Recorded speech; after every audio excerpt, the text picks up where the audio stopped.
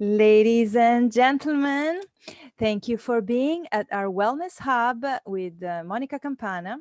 Wherever you are in the world today, you're going to have a special treat. We have a wonderful lady. Her name is and guest Stephanie Herman, all the way from California. And today we already had her as a guest, but we are going to talk about a very special theme and subject today. First of all, Stephanie, the floor is yours. Tell us about yourself and how did you get to do what you're doing today? In 5 words or less? In 5 minutes. In 5 minutes. We have 5 minutes, and then we're going to delve into this new subject, which is a champion mindset. You have a champion mindset. Many people have this mindset, even though they're not actual, champions, but we're going to show them that they are.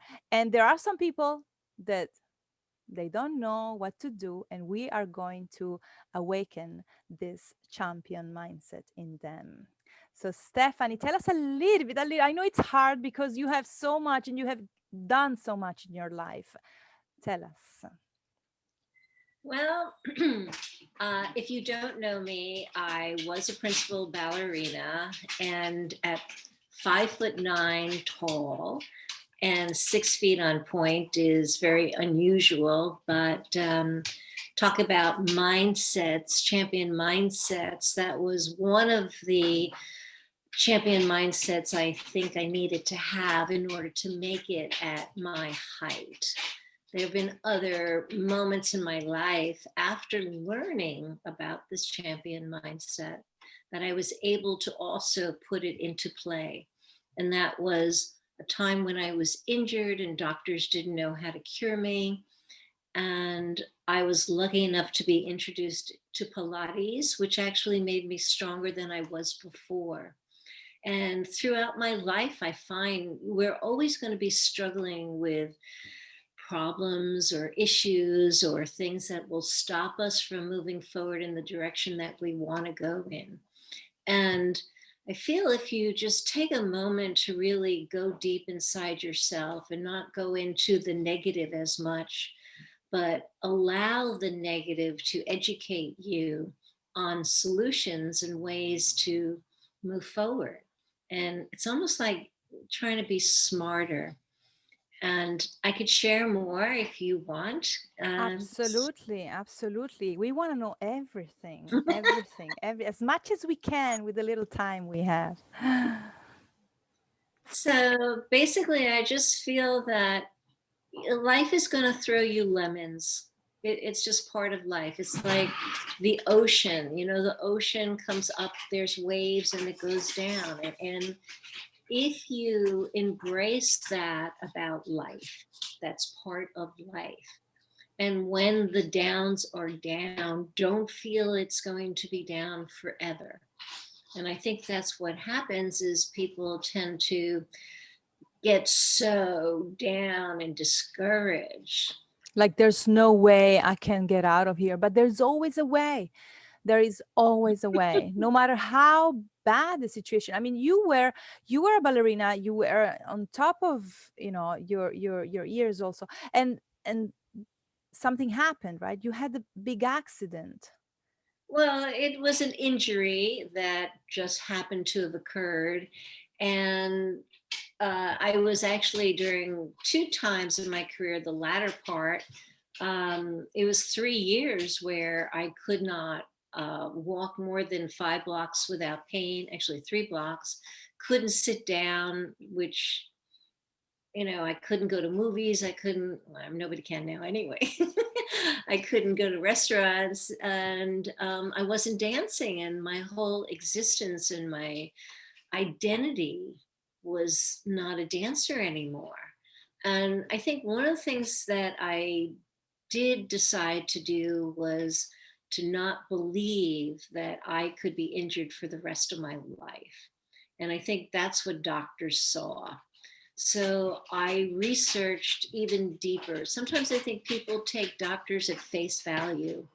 And, you know, a doctor sees you maybe 3 times or 5 times, and you know yourself many more times than that. And so you have to question and think, okay, yes, they're saying this, but do I believe it? I'm going to do some research. I'm going to look into alternative methods. I'm going to try to figure out solutions. And yes, I might be stubborn, which is helpful, but I did take the time to learn more about the body in different ways, and I cured myself. And after I cured myself, I vowed that I would be helping others in my wellness program, Pilates Ballet wellness program. Hmm. And And so basically not taking the doctor's words as the last, say, because right, that's what right, happens many times. Many people, they just follow blindly what right. the doctors say. And I used to be one of them. One of my sons had big problems when he was little. And until the moment that I said, you know what? I need to start researching, because I cannot. And I was talking to the specialist of the specialists from Israel and American relations, pulmonologist, and it wasn't right. My heart was telling me this cannot be it. There Well, if must you be another think of, way.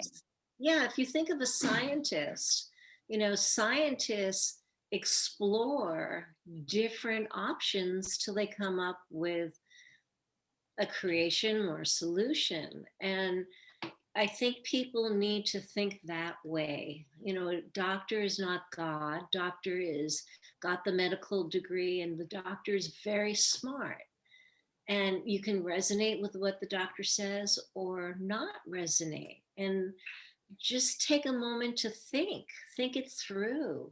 Do you believe in what that doctor says? Do you want to do more research to make what the doctor's saying true or not true?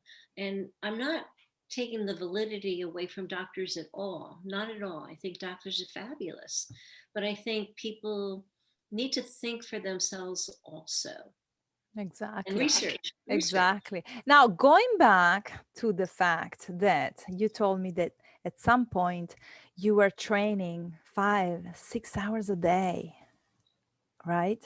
Now, this is also a champion mindset. The training, the persistence, the determination, the discipline, that then in life, I believe that when you have it in sports, well, ballerina and ballet is a sport to me. It's Athletic, an right? entertaining, I mean, it's Artistic a, and how do athletic. you, and you can apply it to life. And I believe that so many people that go through the intense training that you had, then in life, they have like an extra uh, help, incentive, or to keep going and to give the best that they can in business too.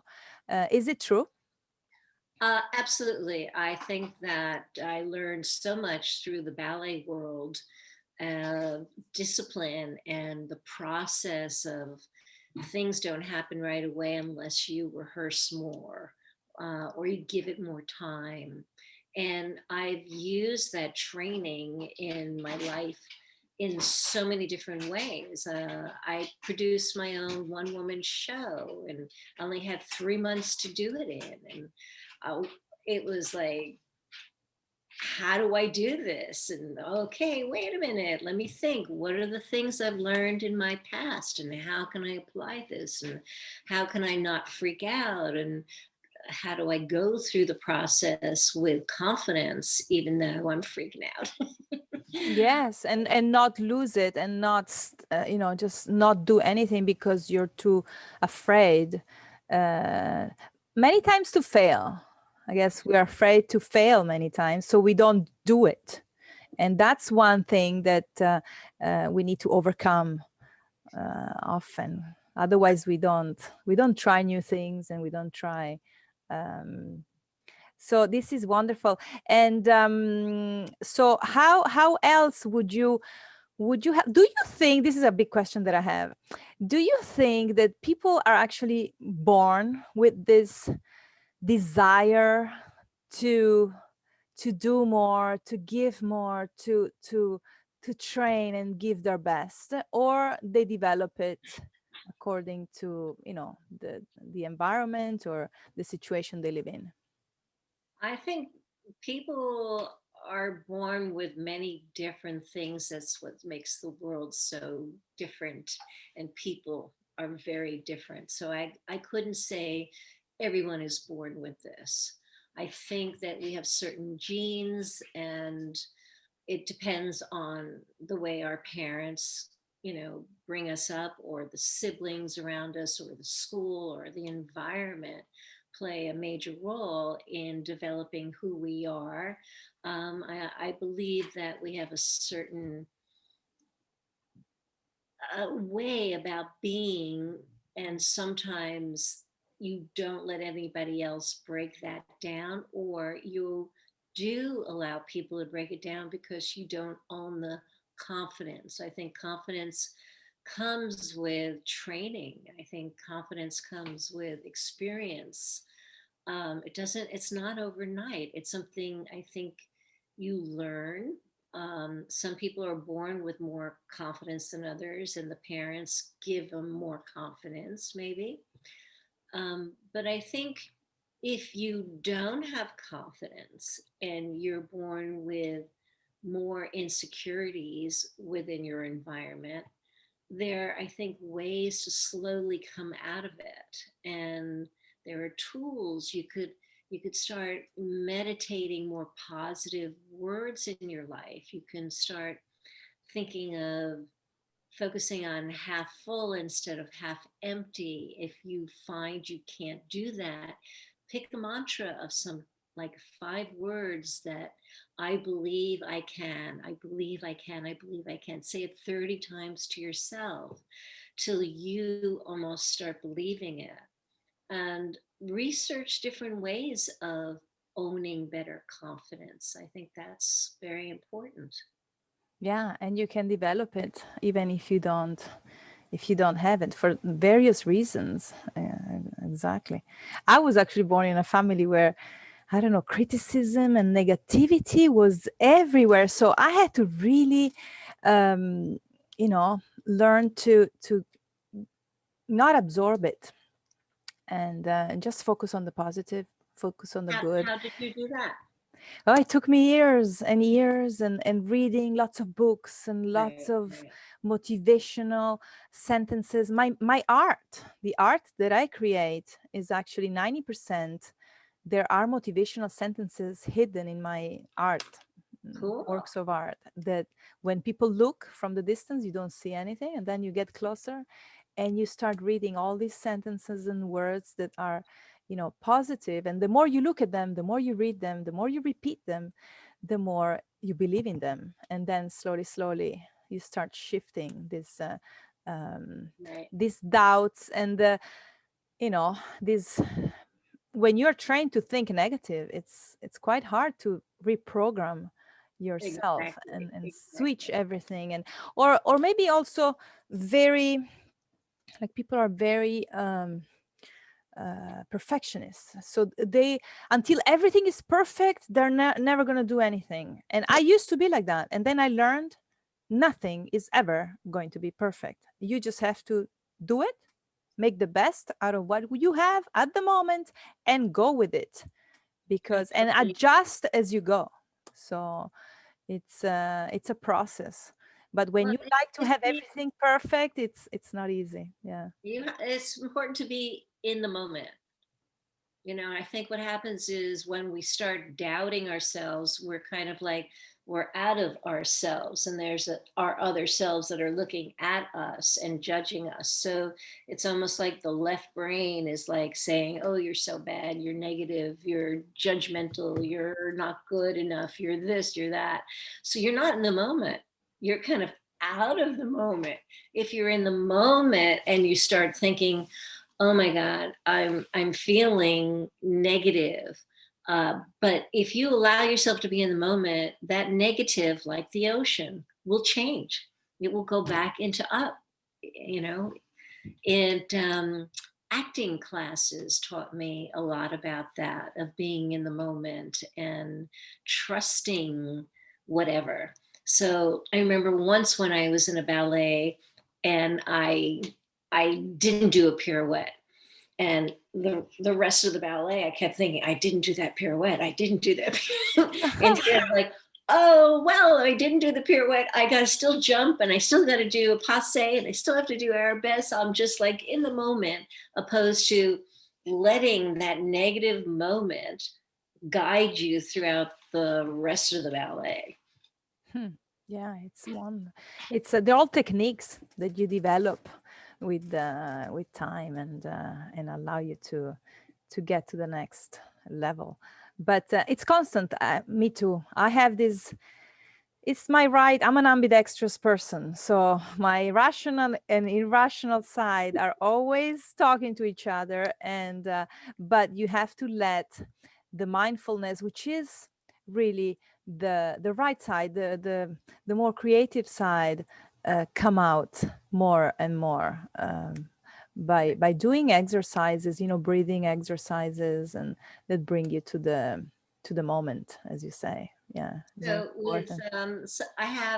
I work with some dancers and I work with teaching them some of these tools and take them through these exercises where just for like 30 seconds you have to say all the words that define what you're feeling in the moment. And what I noticed in the very beginning, people are very shy and they don't know how to do it. And they're trying to be what you want them to be. And eventually, by doing this exercise over and over again, they start relaxing and starting to have confidence in, being whatever they are in the moment. People are scared to say, I'm, I'm, insecure.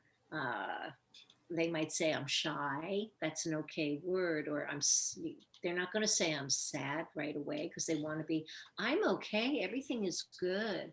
But if you allow yourself to be whatever you are, then the flow of who you are just is, and it helps you to be in the being in the moment. Yes, and also one thing while you were talking, it reminded me of the fact that for many years I was always worried about what other people thought, and oh, what are they gonna think about it? What if I do? And shifting that to yourself and saying, you know what? I don't have time to think about what other people think. I'm too busy doing things. So let them think whatever they want and come up with their own, I don't have time for this. So that's a big thing. It was a big thing for me at Oh, that's many points. confidence, Monica. Yes. You finally got to that moment. Congratulations. Yeah. Well, it took me a while. Journey. But well, yes, I believe that everybody has the power to to succeed and to be themselves and to do things that maybe they were in their minds, but they never really had the courage to do them. So you just have to not think too much, not overthink too much. Sometimes we get a little bit stuck, right, in our own world, and we create problems that are not there. We just have to, So the take fun the jump. Yeah, so I was a ballerina and then I was a fitness Pilates expert master. And then at the age of 67, I decided to produce a one-woman show and go on stage again. And then at the age of 69, I decided I'm going to write my memoir. And I started writing, and I found myself being stuck on the first paragraph, redoing it and redoing it because it was not good enough. And this is not right. And what am I going to say? And how am I going to do it? And luckily, I was smart enough to hire a writing coach, Darlene Frank, who said, look, just let's figure out what the plan is. What's going to be chapter 1, chapter 2, what's the beginning, the middle, the end. And And she fill it kind of in.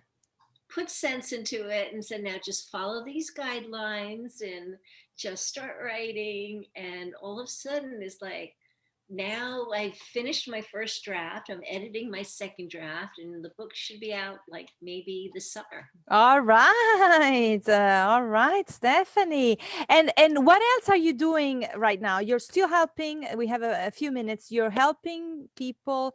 You're giving them Virtually. Special Pilates Pilates classes. Ballet. My program's Pilates Ballet by Stephanie Herman, which is a wellness program. It's like a 3-step program. The first step is virtually, I will give you a fitness assessment, and I'll diagnose where things are going wrong, what's your goals in life, do you have compensation patterns that are giving you some pain? And many people who have been injured and doctors can't cure, I have a different eye and I look at people very differently. So after the fitness assessment, I go, yeah, I know exactly how I can help you. These are the ways. This is what I see. And then they start with a 10-step program where I educate them on how their bones, their skeleton, like an architectural building, is set, and then how to put the elevator in, meaning you have your skeleton, you have your pelvis, but do you know how your pelvis moves? And once you understand how your bones move, you'll start to understand the harmony of the muscle isolation that moves with it. So it's like the bone moves, and which muscles will help the bones in their movement, and how to neuropathically feel and control this. And after they learn this in 10 steps, they then strengthen it and apply it in the next sessions. So look up Wonderful. And Pilates they Ballet. find everything, all the information is on the post, right? They find it through the, you have a website. And then do you have also a Facebook group? Yes. Yes, I do. It's all Pilates Ballet by Stephanie Herman, and my website is pilatesballet.com. And yeah.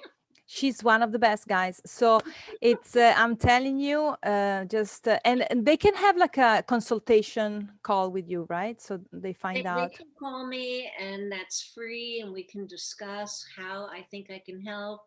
And then from there, we do a virtual Zoom fitness assessment that they will pay for, and they will Wonderful. not regret it. No, wonderful. Well, you heard her. She is incredible, and her knowledge is immense. And I hope I can see you. I will see you again because there's so much to talk about with you, Stephanie. It's always wonderful to have you here. I hope that everyone received a lot of value from what we said today. And if they need someone, a specialist in Pilates, they know who to talk to. Thank you again for being here, Stephanie. It was wonderful to have you. And until next time, Thank you, Monica. It's always a delight. And thank you, everybody, for listening. Take thank you. Mwah. See you care. soon.